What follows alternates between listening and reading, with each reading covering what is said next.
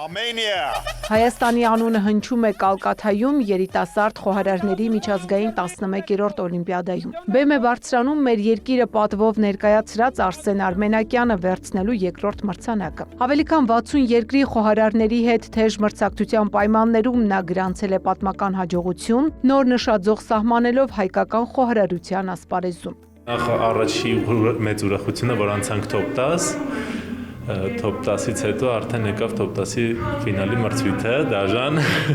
մրցակցությունը շատ մեծ էր, դժվարությունները շատ էր, ստրեսային պայմանները ամենաբարձր մակարդակի վրա, սեղանը իմ համար ահա որ ցածր էր, տարածքը աշխատելու փոքր էր ու ժյուրիները անընդհատ sense իրանք գալիս մի վարքյան վրիպելու իրավունք չունես, sense ասած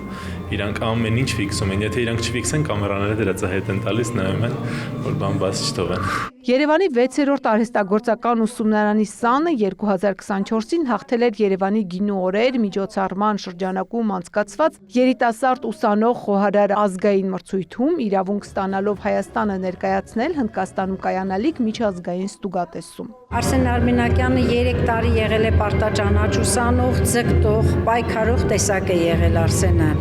եւ նա նպատակ էր դրել, որ անպայման հաղթելու է։ Ինչպես նպատակ էր դրել գինու օրեր փառատոնի ժամանակ Հայաստանում անցկացվող երիտասարդ խոհարարների փառատոնը եւ նպատակ դրեց, որ Հնդկաստանում անպայման պետք է հաղթի։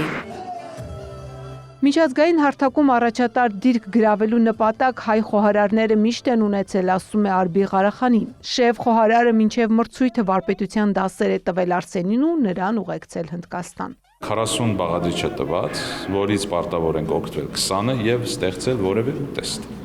Բայց ամենաբարդը դրանում, բացի որ ժամային հատված ունենք, այսինքն 2.5 ժամ է տրված դրան, նաև պետք է ստեղծեք 4 ափսե, այսինքն սերվիսը 4 ափսեի համար է։ 4 ափսե բանջարեղենային ուտեստ կամ vegetarian dish եւ 4-ը արդեն խմորեղեն։ Նույնը կրկնվում է գրանդ ֆինալում։ Ամենաբարդը երկրորդ փուլն է եղել։ Արսենը ուտեստ է պատրաստել ձկից, որը հանդիպում են միայն Հնդկաստանում։ Նրան հաջողություն է բերել դանակի հետ աշխատելու հմտությունը։ Բոլոր մասնակիցները եկած իրանց ապրելակերպից, եկած իրանց սնվելու ձևաչափից, իրանց մշակույթից ունեն որևէ ներդրում ուտեստի մեջ։ Թեկուզ այդ աղի համը կամ ինչքան են օգտվում համեմունքներ, դա դրանք ազդում են, բայց մրցույթը կոնկրետ հիմնված է ծրագրի շրջանակում։ Հարազատ կրթօջախում Արսենին դիմավորում են ազգային երկու պարով աղուհացով։ Միջոցառմանը ներկա են ոլորտի առաջատար մասնագետները, ուսանողներն ու գործընկերները։ Այս հաջողությունը շատ մեծ հաջողություն է։ Խոհարարական համաշխարհային ասպարեզում հայկական խոհանոցի արժանի տեղը ու դիրքը գրավելու ճանապարհին սա շատ մեծ քայլ էր։ Արսեն Արմենակյանը վստահեցնում է, սա դեռ սկիզբն է։ Խոստանում է նոր ու ավելի բարձր մրցանակներ բերել հայրենիք։ Ծաղկանուշ Միրզոյան, Հովանես Քյուրքչյան, լուրեր։